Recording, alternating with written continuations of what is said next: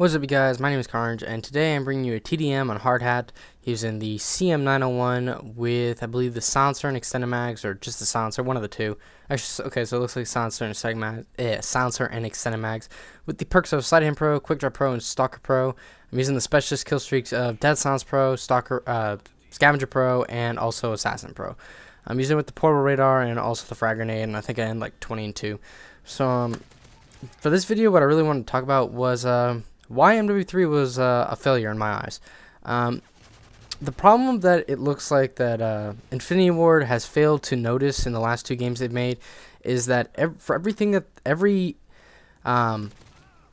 detail that they put into a game has to have a counter to it. And that's what the issue of bouncing, and that's been the problem with the past two Infinity Ward Call of Duties. That for every great thing that's been in the game, there's been something that hasn't been able to counter it. So when you guys think of things that are cheap, say as Commando, there's nothing to counter it. There's nothing like you can put on a vest that takes 2 knives, so that where if someone did panic knife you, it wouldn't matter. There's nothing that can block you really from noob tubes, if they have danger close at least. You could use the blast shield thing, but that didn't ever. If they hit you close enough, it didn't matter. They could still kill you. So that's just MW2's problems. MW3, the spawn system's a problem, and there's no real game type to get away from it, with the exception of search and destroy. So basically, if you don't want to have to deal with the spawns, you have to go and play one game mode and one game mode only, which kind of limits really your freedom in this game and what you can, especially if you're like a spawn-based player like me, it doesn't really make the game very fun. And then also problems in this game have been the Type 95. There's no real way to get around that because there's no problem with that gun. And then I mean you can think of other things, but the problem that Call of Duty has had in the last two games is they don't find ways to counter things that are possible game changers, and unfortunately that has been the problem.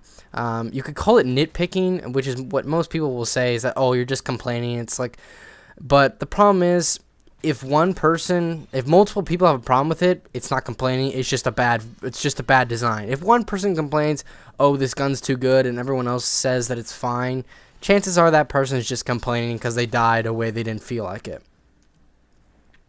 So, overall what I'm trying to say is that the reason MW3 failed was its lack of looking at the details. They kind of just what I'm guessing is that when they were putting design into this game, they tried to make it so that every person could buy it, every person that could play it, therefore everyone would buy it. So they weren't really making the game that was Call of Duty 4 where it was a game changer, but a lot of the stuff that they put in was balanced. You think of the problems of Call of Duty 4, not a lot of them really were game breaking. There was the frags were a little too good, and martyrdom was kind of annoying. But the thing is with that is though, if they were using martyrdom, you could hear them coming a mile away because Dead Silence was so good in that game.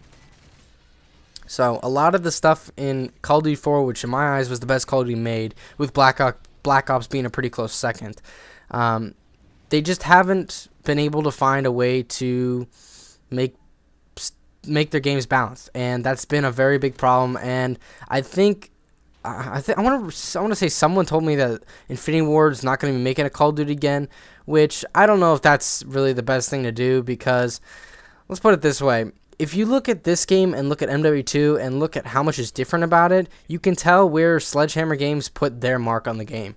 And you can decide whether you think that's a good thing or a bad thing. Personally, to me, I don't think it really made a difference.